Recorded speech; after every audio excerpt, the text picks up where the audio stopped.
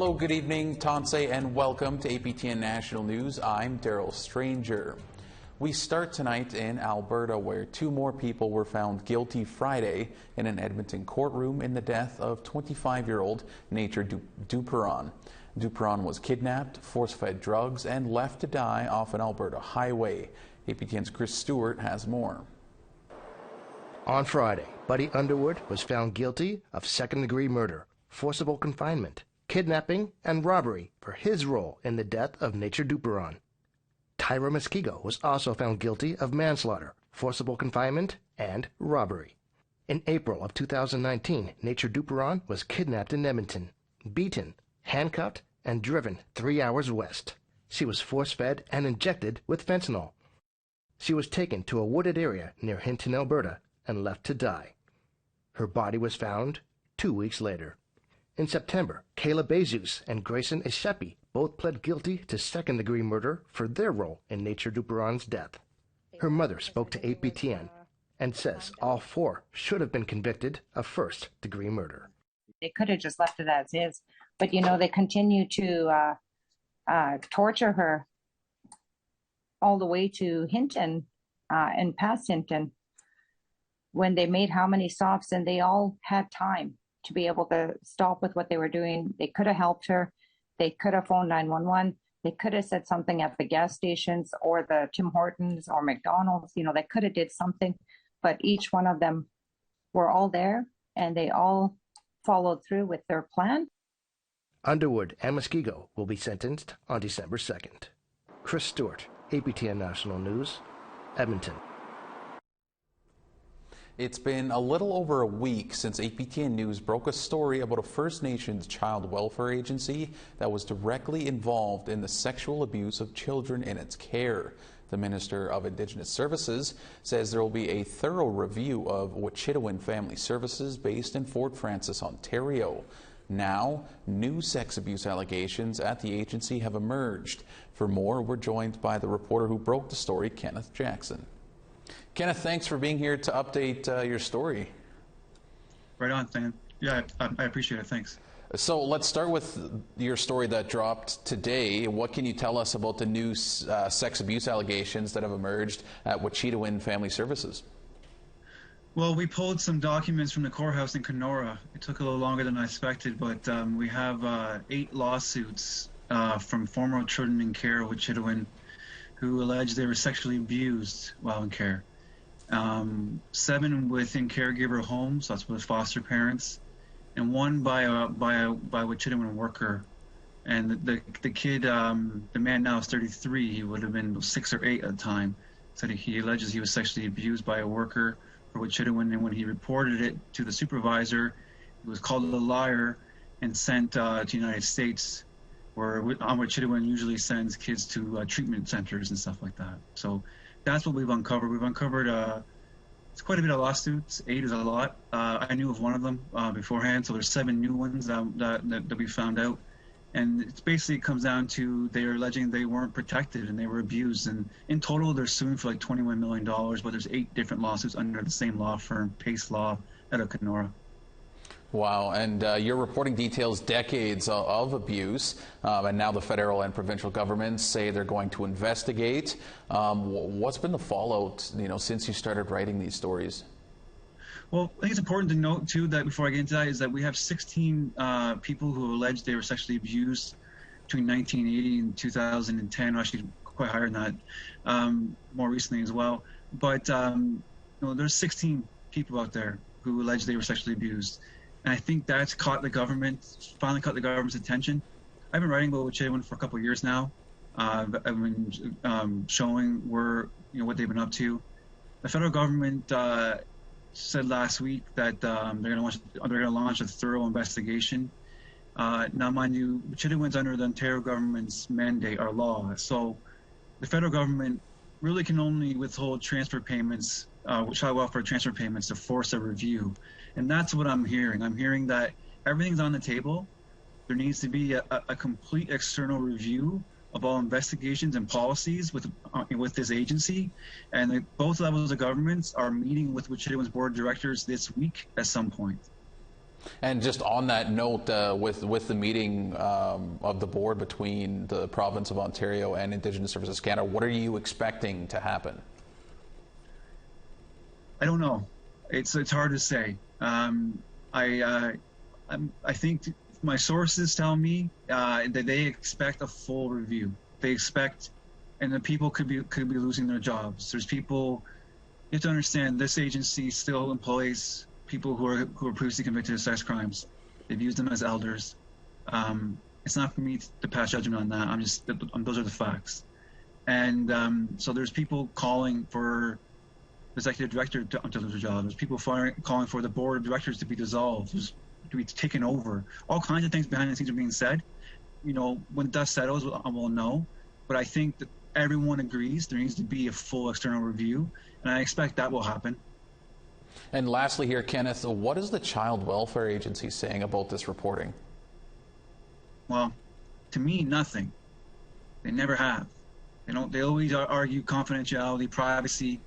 But, you know, if we have a second here, before I posted the first story 2 Fridays ago, we sent a letter to Lori Rose, the executive director of Wichita, and we laid out every single fact in the story that was going to come out, like we always do. It's called a due diligence letter. You get people to kind of comment. And instead of commenting to us, they posted a note on their Facebook page. They really attacked me, attacked the APTN. It was full of, it had untruths. There was things there that weren't true. They called our allegations ancient, but at the same time said that they're still sort of, you know, dealing with the impacts of residential school. Well, my argument is if you're dealing with the impacts of residential school, which I think everyone agrees with, what about the kids dealing with the abuse in the last 10, 15, 20 years in your agency? That's ancient, but the abuse in schools, you know, isn't. What's the difference? So that letter got pulled down last week after one of the convicted child predators, Harry Kelly, loved it and said, and you know, in support. So once that happened, they pulled it down because I called that out and I said, what do you have to say about a convicted sex offender loving your on your post? Well, Kenneth, we'll have to leave it there, but we certainly appreciate your insight and, again, updating us with what's happening. And this is something you'll be following and we will also be following as well. So thanks for this. Thanks, Daryl. Have a good day. Things got heated in the House of Commons this afternoon over the issue of unreleased documents from a former residential school in Northern Ontario. Survivors of St. Anne's Residential School have been fighting the government in the courts for years for access to their documents. Last week, the Supreme Court of Canada announced it would not hear a motion to appeal the case. NDP MP Charlie Angus called on the Trudeau government to set up a mediation process to release the documents. And Crown Indigenous Relations Minister Mark Miller said the government is reviewing the matter.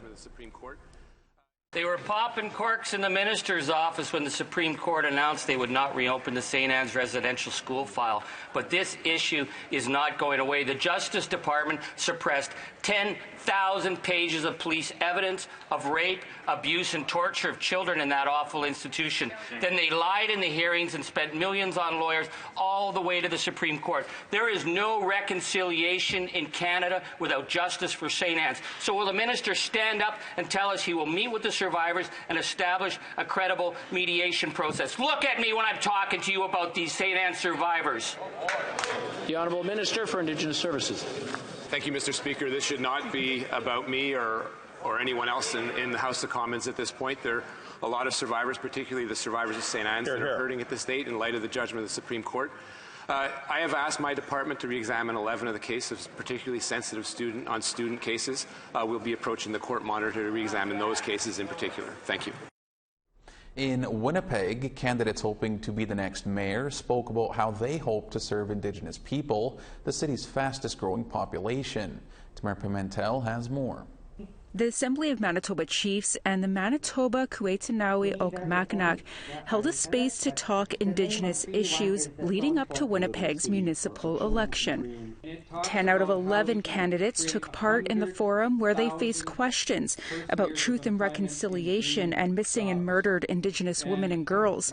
But the city's increased crime rate, homelessness, and addictions were at the forefront. And we need to work together, because these problems will not go away by themselves. they will not go away by themselves. We must work together to find solutions that will resolve the homelessness and some of the addictions that our people are facing, and we are committed to that. Winnipeg has the largest urban Indigenous population of any city across the country. 75% of the homeless are Indigenous. MKO Grand Chief Garrison Settee says those issues are part of a larger problem. He told the candidates the next mayor must be familiar with the TRC's calls to action and MMIW calls for justice. As candidates, you need to go through these documents because they are the most important documents to us as Indigenous people. That is our story. Those are the situations we face.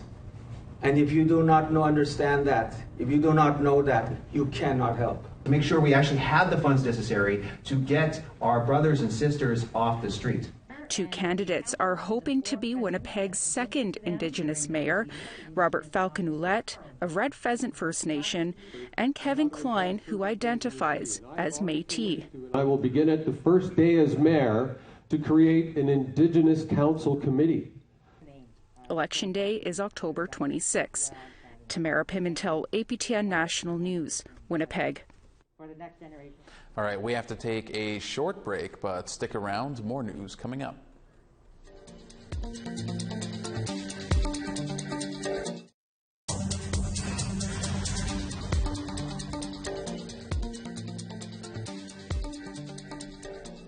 Welcome back. The Imaginative Film and Media Arts Festival was held in Toronto over the weekend. 14 awards were handed out with prizes totaling $60,000. Actor and musician Gary Farmer was also honored with a special award. Steve Mongeau has more.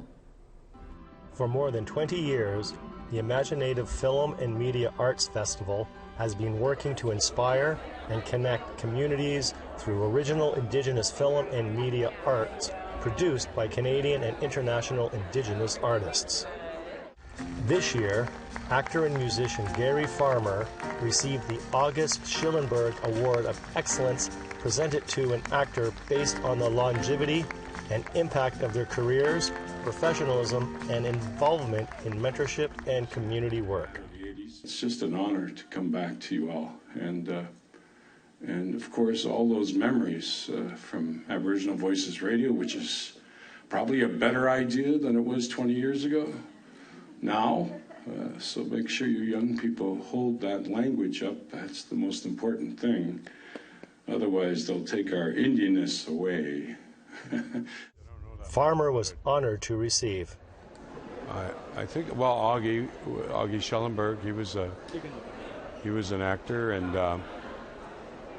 I knew Augie when he was a younger man, and admired his work here in Canada and the U.S. of course for a long time, and it's an honor to be here among all the Native people here. Farmer's first acting role was in 1975, and he is still busy today, with recent credits on shows such as Dead Man, Resident Alien, and Reservation Dogs. Gary Farmer, he's like really a trailblazer. He's a legend. He's from my reserve, which was kind of nice. Had nothing in the decision-making swaying or anything, but yeah, he's a very talented actor, and it's just a matter of time. So it's Gary's turn this year. With the demand and more acceptance of Indigenous-produced shows, Farmer had this to say to young people entering the business and keeping their language alive. Oh, you know, the world's full of media now. It's a totally different environment than what I was born into, and you know, as long as we can maintain our culture and languages, I think we'll be okay. That should be the priority for any young person coming into the business. The night ended with a song from Farmer, along with Derek Miller. Steve Mongeau, APTN National News, Toronto. A new comedy show has hit the airwaves that's loosely based on the life of comedian Paul Rublauskis. Filmed in Manitoba, the series takes place in a fictional flying community of northern Manitoba. And to talk more about the show, Paul joins us now. Paul, thanks so much for joining us here in studio. Man, thank you so much for having me, man. It's great to be here. So first off, why don't you tell us what the show Acting Good is all about? Yeah, Acting Good. Well, I want to say it's about, like, sort of based in reality, where it's about a guy named Paul, me, and I come back to the reserve after a failed attempt in the city. But that's not what the show is about. The show really is about this amazing family, my family in the show that we have, that just deals with a lot of crazy shenanigans and a lot of funny situations. So it's a show about a family on the reserve. And so how did this all sort of come about? Was having a TV show something you always envisioned happening, being a comedian, or just how did this come about? Yeah, I mean, I've always dreamt of having a TV show. Even before I got into entertainment, even as a kid, I'd be like, you know how cool it would be to have my own TV show? So, I mean, I think that's something I dreamt about, but never thought it would become a reality, because I know how hard it is to get your own television show, especially as a stand-up comedian. I know I want to follow that same Jerry Seinfeld route where you get into comedy and you get a show. And so I was just at a Winnipeg Comedy Festival, and I met one of the show creators, Pat Thornton, who I was a big fan of, and he was in television, and he wrote for TV. And I was just telling him about my life and where I'm from Poplar River. I'm telling him about the flying community, telling him about how crazy my cousins are. And the next day he came, he's like, that would be a good TV show. He's like, we should write something. And then, eventually we added Eric Toth to the team, and then we added the amazing Amber Daniels to the team. And then about 5 years after that, we're sitting here now talking about this TV show that we have. So it's been a crazy journey for sure. So what do you hope people take away from the show when they watch? Is there a message or anything that you're trying to relay? Not. I mean, it's just a fun, silly show. I know that a lot of, in terms of messages, there's not really anything except we want to show Canada that we're just, First Nations people on the reserve are just normal people. We have these funny comedic situations that we fall in. It's not the same, stereotypes that you see on other shows about the reserve. There's no corrupt chief, there's no gangs, there's no drug problem. It really is just a beautiful community and this quirky, silly family just dealing with, a lot of, quirky situations, man. It really is a nice, wholesome, weird, funny comedy with a lot of swears in it. And like you had just mentioned, how it's just a nice comedy show about Indigenous people, and yeah. I mean, the cast and crew and mostly is all Indigenous too. I mean, just how important is all of that? That's amazing, man. And even in the writing room to have myself and Amber Daniels, she's from the Island Lake area too, and then we added Tim Fontaine and Sonia Ballantyne, First Nation writers. Which I really love, because they were there backing up, all the stories that I had put down to paper from my reserve, and I was there to back up all their stories that they put down, being like, yo, this is how we talk, this is, how we act, and this is how we look. So it was very important. And then to have Indigenous actors like Michael Grey Eyes, Darlene Nampos, and Amber Daniels directed too. So to have Indigenous directors lead the way was very important for all of us. And last question here, Paul. What's been your favorite part so far, the whole process of filming, writing, and everything? Yeah, I think my favorite part during this whole process is the craft table, man. All the craft and food. We get free food on set. I'm just kidding. I think last Monday when the show aired, there was a teenager from my reserve who I never talked to in my life. I mean, he was a Facebook friend of mine, and he just randomly messaged. He goes, yo, this is really, really, really cool to see you on TV and to do a show about our reserve. And I think that to me was probably the coolest moment I think I've experienced since doing this whole show. Well, we'll have to leave it there, Paul, but I have seen the first episode, and if that says anything, it's going to be a great show a funny show. So thank you so much for being here. Thank you so much for having me. Trust me, the show gets really crazy. Thank you. And Acting Good will be coming to APTN in the near future. All right, it's time for one final break here. More news when we come back.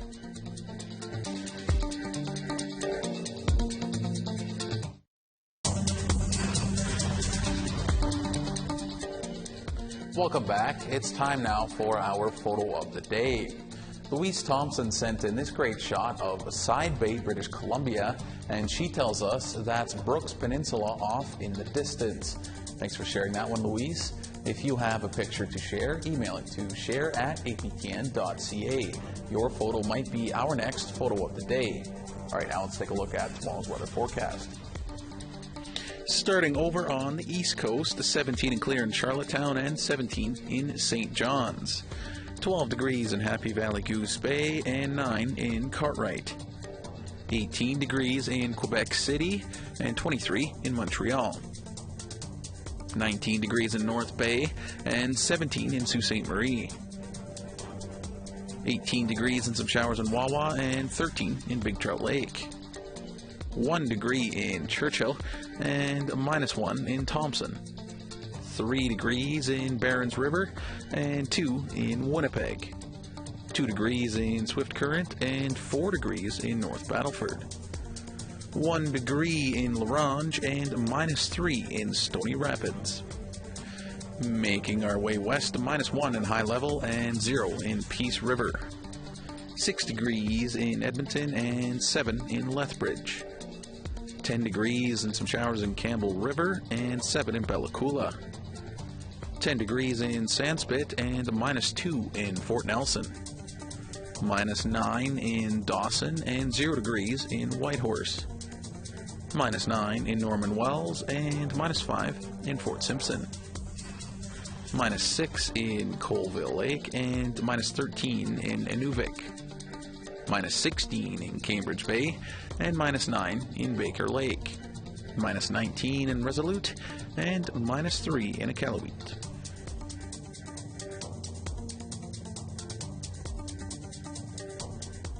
Over to the east now, where Montreal Canadiens star goaltender Carey Price spoke to media in his first press conference since stepping away to take an extended leave 1 year ago. Price, who is a member of the Ogacho Nation out of Anaheim Lake, BC, is a former NHL MVP and is the winningest goalie in the history of the Canadiens franchise. On Monday, Price put to rest rumors of an imminent retirement, but could not say when or if he'd return to the ice this season. He says his priority is to heal and live pain-free day to day. APTN asked Price whether he's reflected on his legacy and influence during this time off. Here's some of what he had to say.